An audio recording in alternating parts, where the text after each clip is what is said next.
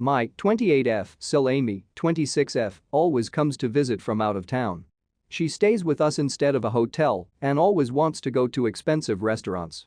She always conveniently forgets her wallet or domes up with some excuses as to why she can't pay her share. She has implied that since I make much more money than her, I should be the one to pay. No, not my husband should pay, but me specifically. I do make a fair amount of money, but not so much that I can treat someone every time they come into town. Nonetheless, in the past, I have just paid the bill and asked her to pay me back. She never has. She had made a reservation at an extremely expensive restaurant last night, and before we left, I made it clear that I wouldn't be paying her bill. This is where I might be the idiot, and I'll admit I got this move straight from an episode of 2.5 Men. As we were leaving, she and my husband went to the car. I pretended I had forgotten something and went back inside. I found her wallet sitting right on top of her suitcase. I put it in my purse and we went to the restaurant. When we were done eating, I asked for separate bills. She said no, we need one bill because she forgot her wallet again. I reached into my purse and said, "This wallet?" She was extremely furious. She said that I should not have touched or grabbed her wallet. So am I the idiot for taking her wallet and bringing it to the restaurant? Not the idiot, but you totally should have flipped the switch, left your wallet at home, only brought your license, so she had to cover the whole bill, then never taken her out to a restaurant again. Wish I thought of that. Personally, I like the way you did it better. I wish I could have seen her face when she saw the wallet. She made the reservation and invited you. Etiquette says she would be responsible for 100% of that bill. Not the idiot.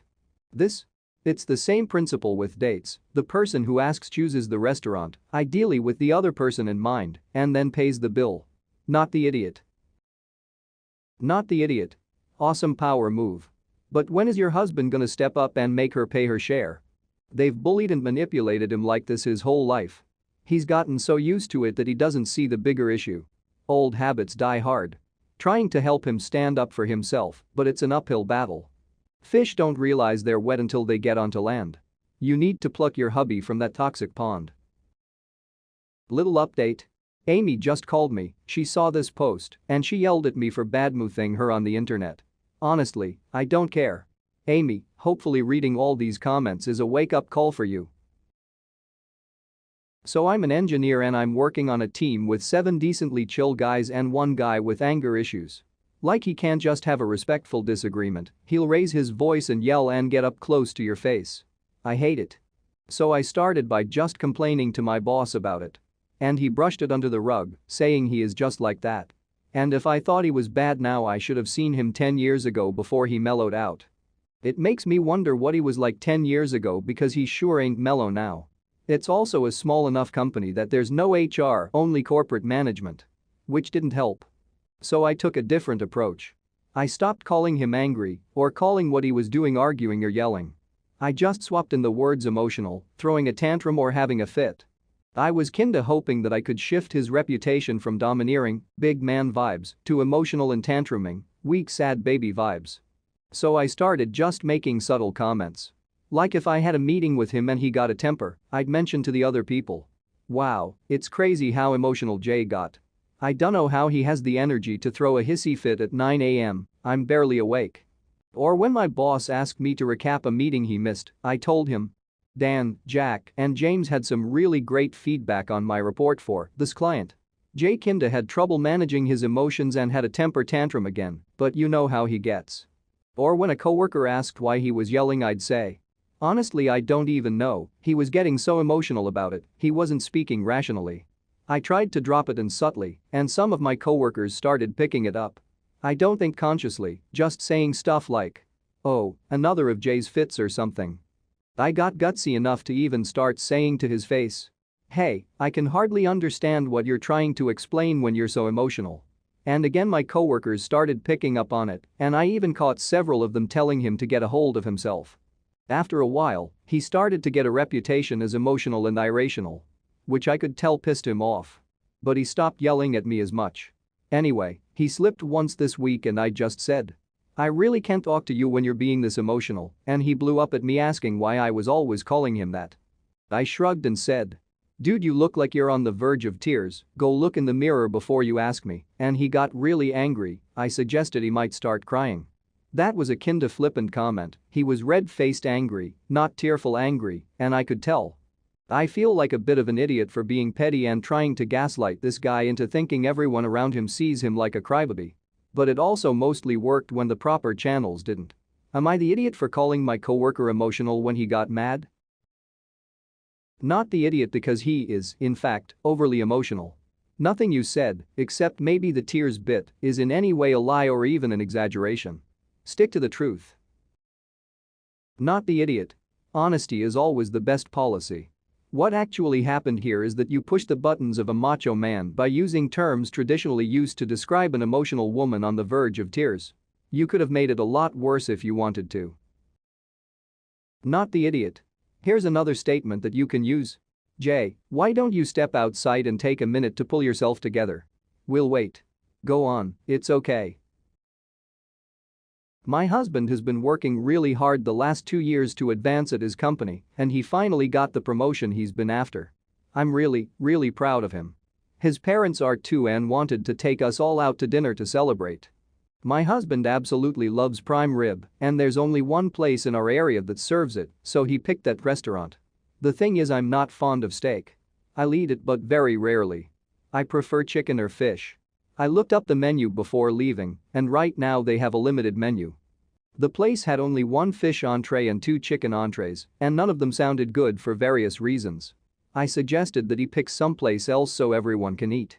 He refused, citing that we rarely get to go to this place, but go to other places in our area regularly, which is true, but those places have lots of variety so everyone can eat. He suggested that I ask if they could prepare the fish or chicken without the marinades or sauces, but I didn't want to be difficult for the kitchen staff. His next suggestion was that I order dessert while everyone else ate entrees, and then when we were done, he would take me where I wanted so I could eat dinner while he and the kids ate dessert. So I opted to just not go because I didn't want to sit there not eating and not having a good time while everyone else was. My husband asked me to go so he could celebrate with the people most important to him. I told him no again and that he needed to get going before he was late. He did go but came back a little over an hour later with the kids, and they all had to-go boxes.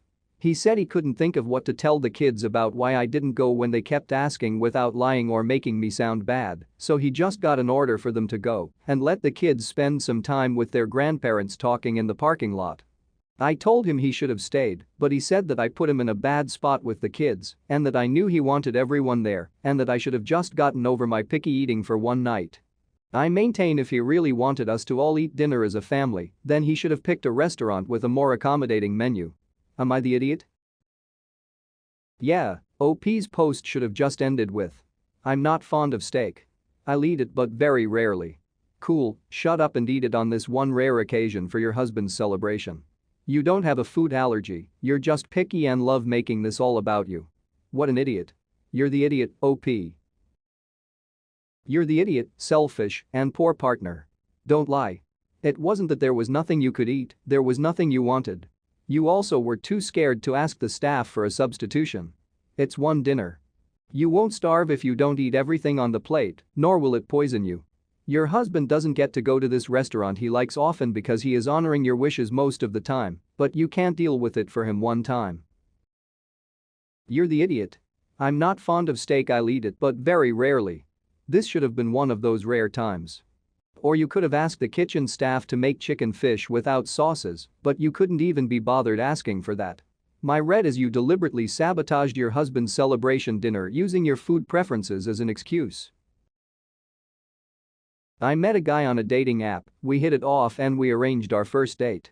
Things were going well, we had sat down and started some small chat. Our waitress comes over asking us what we want to order. I say what I want and gesture to him so he can order. He orders and then pulls what I think is about $15 on the table. He says, "This is your tip. Every time you mess up, I take some away." The waitress looked nervous immediately. I'm sitting there a bit shocked, but mostly embarrassed because I wasn't expecting this.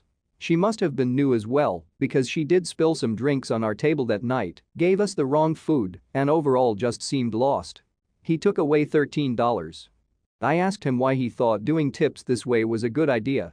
He said it was the best way to ensure good service. When I disagreed, he said, "Can't always be nice to these people, it's not a respectable job." I decided then that I wanted nothing to do with him and called the waitress over to get the bill. I slapped a $20 bill in her hand and got up to pay for my own meal.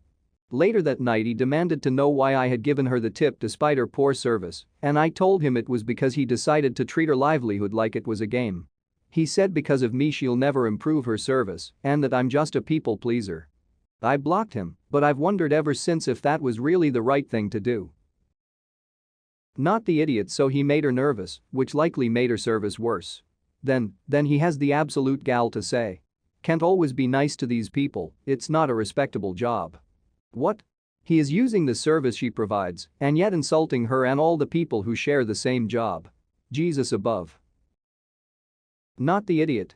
That kind of game isn't even remotely a good way to ensure good service, it's a good way to fluster your server into making even more mistakes cause they're too hyper-aware that they're being judged. Not the idiot. That kind of game is only played by rude folk who have no respect for those they deem below them.